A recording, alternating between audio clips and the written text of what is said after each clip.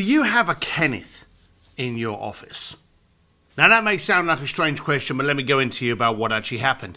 You see, a few weeks ago, I held my speakeasy in Silicon Valley.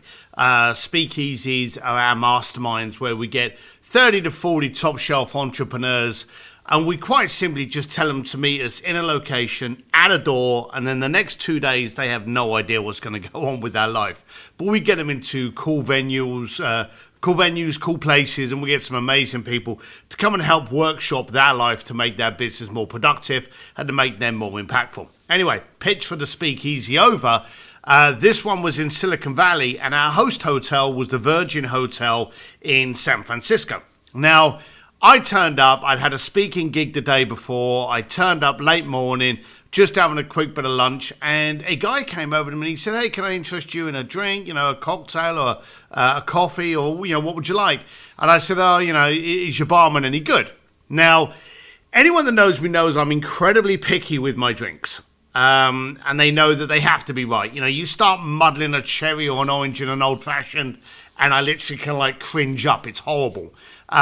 So I interviewed the bartenders. I'd probably strike the fear into some of them, but I actually said to them, "Hey, you any good?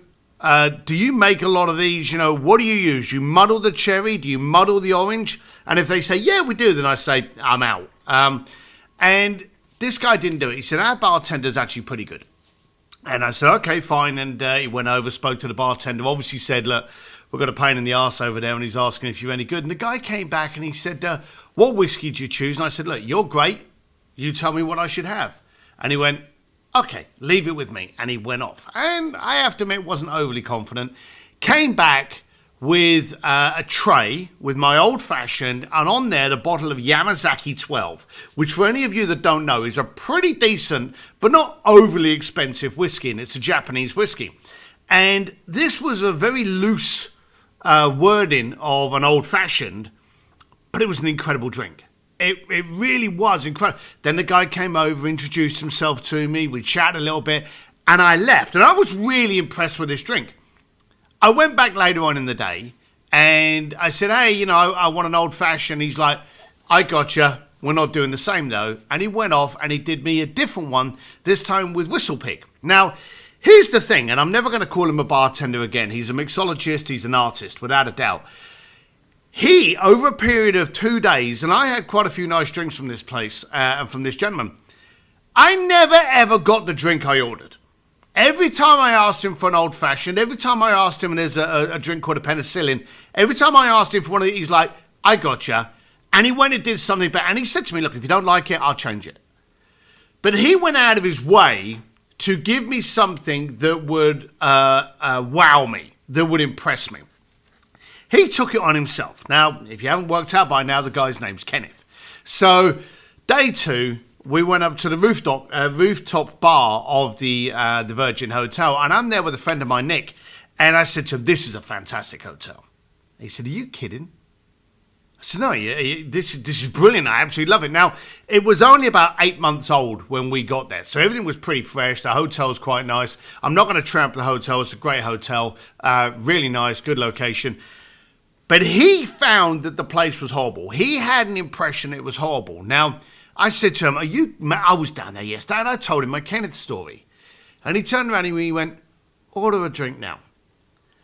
And I basically had to lasso one of these people to come and serve me what was a mediocre, over-iced, horrible thing in a glass. And I realized that my entire view of the Virgin Hotel had been painted by Kenneth. You see, Kenneth was the front line, was my interaction I had with the hotel. I fell in love with the entire hotel, the entire experience, because of the way that Kenneth actually put himself out there. Nick didn't meet Kenneth. So Nick meant these little tarty servers that really weren't paying attention.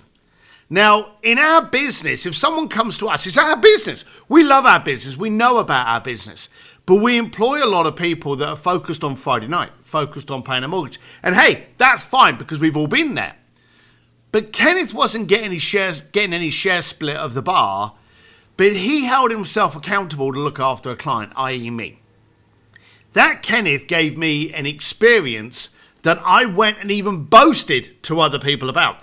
Now, my question to you is, in your business, do you have a Kenneth? When someone comes into your business and they can't get hold of you, who are they talking to?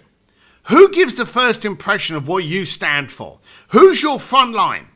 Now, we all know about marketing, promotion, branding, all of this kind of stuff. But when it comes down to it, the first interaction you have with someone under your brand is what sets the pace for your company, for your product, for your service, for any interaction. And if you've got someone on the front line that isn't committed, then let's be serious, they're probably not shining you very well.